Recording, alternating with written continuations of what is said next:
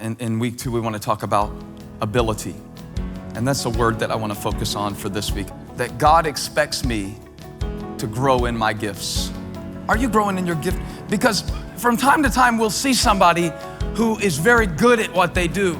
And often we'll say about a person like this, man, they're so gifted. And there's always a background behind everybody's blessing. As one person said one time, you always see the glory, but you don't know the story behind the glory. I've noticed something about the term gift. It's a little bit problematic because when we say that someone has a gift, often what we assume is that because they have a gift, they never have to work to prepare that gift.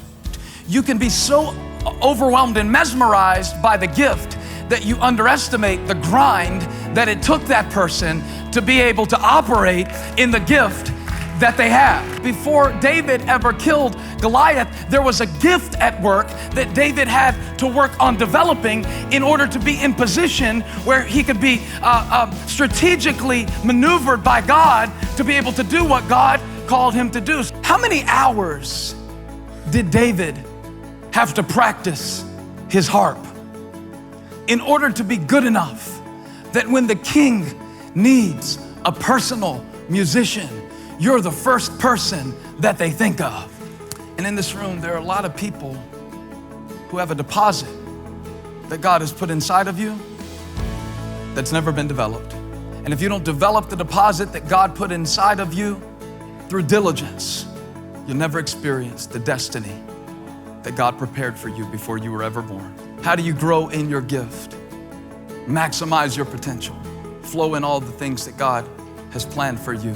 Well, it's gonna take diligence, and it's gonna take a commitment to excellence. If it's for God, it ought to be good. If you fix cars for God, you ought to fix them on time and at a reasonable rate. If you're an accountant and you love God, you ought to do your job with accuracy. Because if it's for God, it ought to be good. Hey, God is good, and if He's good, I want to offer Him something that's worthy of His goodness. I'm not talking about perfectionism. I'm talking about excellence. Perfectionism is when you need to be the best. I gotta be the best. That's rooted in a competitive spirit, which does not come from God. But excellence doesn't say I gotta be the best. It says, I wanna bring God my best.